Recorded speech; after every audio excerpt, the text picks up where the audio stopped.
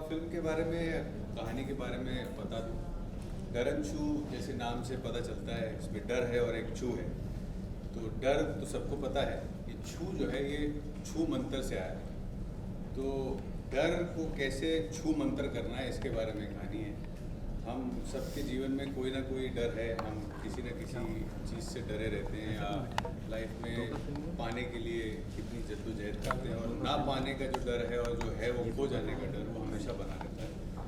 तो पद, पैसा, प्रतिष्ठा, बहुत सी प्रॉब्लम्स, जॉब की प्रॉब्लम, ये प्रॉब्लम, वो प्रॉब्लम, ये डर अगर दिमाग में रहता है तो हम प्रगति नहीं कर पाते और धीरे धीरे हमारी दुर्गति हो जाती है। लेकिन अगर इस डर से हम परे चले जाएं तो हम जो चाहते हैं धीरे धीरे मैनिफेस्ट हो जाता है। समस्याओं का सोल्यूशन हमारे आसपास ही होता है, लेकिन वो डर हमसे करवा नहीं पाता।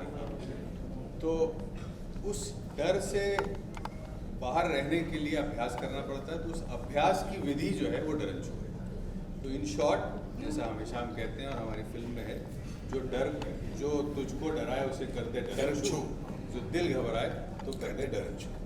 सबसे सीरियस बात तो ये है कि ये बिल्कुल ही सीरियस फिल्म नहीं है।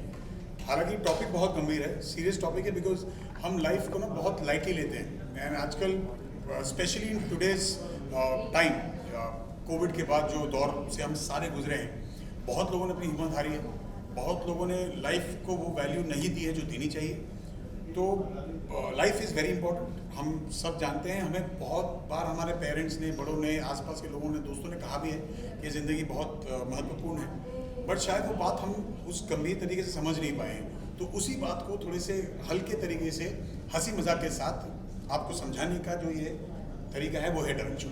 बहुत मज़ा आया इस कैरेक्टर करके, क्योंकि सरदार जी का इसमें एक्चुअली एक बात मैं इसमें रेफ़र करना चाहूँगा कि मैंने डरन छू की शूटिंग के पहले मधुर भंडारकर की एक फ़िल्म की थी जिसका नाम था बबली बाउंसर, और उसमें भी मैं सरदार बना था। और उसमें मैं कुछ 42-43 ईयर्स का सरदार बना, और इसमें मैं रिलेटिवली यंगर सरदार हूँ, 30ish टाइप। तो इमीडिएटली एक और पूरी तरह से कैरेक्टर अलग था। वो बहुत ही सीरियस रोल था जो मधुर जी वाली फिल्म थी, और इस फिल्म में एकदम बहुत ही जैसा मैं नेचुरली हूँ, जो मैं करता हूँ, उस टाइप का था। तो इसको करने में मुझे बहुत ज़्यादा मज़ा आया। और पूरा यानी करण के साथ ही जिसका दोस्त है, और बहुत बढ़िया ढंग से कहानी को आगे बढ़ाता है।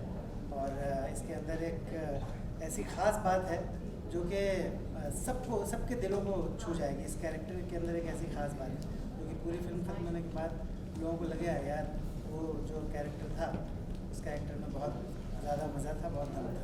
मैं बहुत ज़्यादा एक्साइटेड हूँ।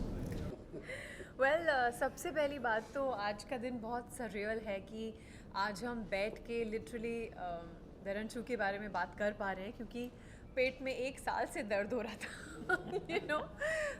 स्क्रिप्ट मिली, उसके बाद स्क्रिप्ट पे काम हुआ, प्री प्रोडक्शन शूट किया, पोस्ट प्रोडक्शन, और अभी हम रिलीज़ के सिर्फ कुछ 2 हफ्ते करीब हैं। तो मुझे बहुत सरियल फीलिंग है। तो थैंक यू सो मच, आपने हमको प्रमोशंस के डे 1 से इतना प्यार दिखाया है। I am feeling very overwhelmed. हमारे सारे पोस्टर्स को बहुत प्यार मिला है, हमारे ट्रेलर को, हमारा ट्रेलर ट्रेंड हो रहा है आज ट्विटर पे। For us it's a beautiful feeling. So धन्यवाद सबसे पहली बात। एक्सपीरियंस मेरा कैसा रहा अगर मैं बोलूँ तो बहुत ही एक ये बड़ा पड़ाव है हम सब के लिए, मेरे लिए, क्योंकि from an actor now I am transitioning into a producer's role for the first time. कुछ नहीं जानती थी, ज़ीरो, कुछ नहीं पता था मुझे how to produce a film. बहुत दोस्तों ने साथ दिया है, ऐसे दोस्त जो बहुत पुराने दोस्त थे, फिल्म इंडस्ट्री से थे, उनको मैंने कॉल कर के लिटरली सीखा है, नोट्स बनाए हैं, मैंने गूगल से सीखा है, मैं जहाँ से सीख पाई मैंने सीखा, जितना सीख पाई मैंने सीखा। इस पूरी फिल्म के दौरान छोटी से बड़ी चीज़, एक पिन का कितना कॉस्टिंग है, एक पोस्ट का कितना कॉस्टिंग है, या एक चीज़ एडिट करना कैसे होता है, ये सब थोड़ा थोड़ा सीख गई हूँ। अब चाहती हूँ कि इस एक्सपीरियंस को हम बढ़ाते रहें, और मार्क मूवीज़ ने अभी आज शुरुआत की है, लेकिन अगले 5 साल में जो मेरा विज़न है मार्क मूवीज़ के लिए वो काफ़ी क्लियर है। तो my experience has been very fulfilling, and all I have is feeling of, क्या बोलते हैं, वेरी ग्रेटफुल टू गॉड कि वो मुझे ये साल उन्होंने मुझे दिखाया, because it has given me immense personal growth. So yeah मेरा एक्सपीरियंस बहुत अच्छा रहा, क्योंकि मेरी बेटी प्रोड्यूसर है, मैं को प्रोड्यूसर हूँ। और वहाँ पे भोपाल में हम लोगों ने इसकी शूटिंग की और वहाँ पे मेरे ऊपर बहुत ज़्यादा जिम्मेदारियाँ थी, क्योंकि थ्रू आउट मुझे वहाँ शूट पे रहना था। साथ में एक रोल भी किया मैंने, एक करेक्टर भी निभाया मैंने इसके अंदर। और बहुत से डिपार्टमेंट देखने थे, तो बहुत सी जगह मैं लोगों को डांट वांट भी देता था कि भाई इसको ऐसे नहीं ऐसे करो। तो थोड़ा सा लोग मुझसे वो भी हो गए थे कि यार ये हर वक्त कुछ ना कुछ करते हैं, लेकिन एनीवे वो तो करना नहीं, था। बट ऑनेस्टली अगर पापा को प्रोड्यूसर नहीं होते इस फिल्म पे, मेरे साथ नहीं होते, तो मेरे लिए इम्पॉसिबल था कि मैं इस फिल्म को सही अंजाम दे पाती, क्योंकि इस पड़ाव में मेरी लाइफ के मेरे पास एक छोटी बेटी भी है जिसको मैं अपना पूरा समय देती हूँ, और ये फिल्म भी साथ में हो रही थी। तो पापा का बहुत बड़ा योगदान है, बहुत बड़ा साथ है, जिसकी वजह से आज ये फिल्म रिलीज़ हो पा रही है। Must say that. हाँ, और इसलिए मुझे बहुत अच्छा लगा वहाँ पे काम करके। फिर साथ में करण था, करण को मैं पहले से ही जानता था, मतलब दामाद भी बना मेरा, लेकिन करण के साथ मैंने एक शो किया था ये मोहब्बत है, उसमें भी मैं उसके ससुर का ही रोल निभा रहा था। और उसके 1.5 साल बाद, 2 साल, डेढ़ साल बाद फिर मैं उसका रियल ससुर भी बन गया। तो सो ओरिजिनल।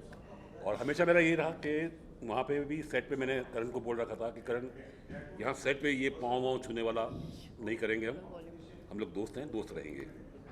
और हम लोग शुरू से दोस्त ही थे, और आज भी हम दोस्त ज़्यादा हैं, दामाद से ज़्यादा दोस्त हैं। और वहाँ सेट पे भी भोपाल में जो हम शूटिंग कर रहे थे, तो कई बार ऐसा होता था कि कोई अगर मुझे लगा कि नहीं करण इस बात को नहीं समझ रहा है, नहीं मान रहा है, तो मैं उसे डांटता था, तो मेरी बात को मानता था और मुझे वो मान देता था और मेरी बात रखता था। और बहुत प्यार से काम किया सभी ने, जितने भी वहाँ के लोग थे। इवन भोपाल की जो हमारी टीम थी, भोपाल के जितने भी हमारे आर्टिस्ट थे, सब ने बहुत साथ दिया और बहुत अच्छा काम किया। किसी तरह में कोई शिकायत नहीं। पता हम लोगों के लिए नए थे, बॉम्बे के प्रोड्यूसर थे, वो भोपाल के एक्टर थे, तो एक उन लोगों के मन में एक डर था कि बॉम्बे वाले पता नहीं पेमेंट टाइम से करेंगे नहीं करेंगे। मैं आगे बढ़ के पूछता था भाई तुम्हारा 10 दिन का काम खत्म हो गया, पेमेंट ले लो। अरे सर आ जाएगी पेमेंट। तो उन लोगों को भी लगा कि नहीं यार कुछ अच्छे लोग आए, और हमने बिल्कुल एक फैमिली एटमॉस्फेयर बना के रखा हुआ था। ये हमारे बिटिया के दोस्त हैं पुराने, जिन्होंने एक रोल किया इसके अंदर, बहुत अच्छा काम किया उन्होंने। मेरी पत्नी ने करण की मम्मी का रोल किया, सास भी थी और फिर माँ का रोल भी किया इन्होंने।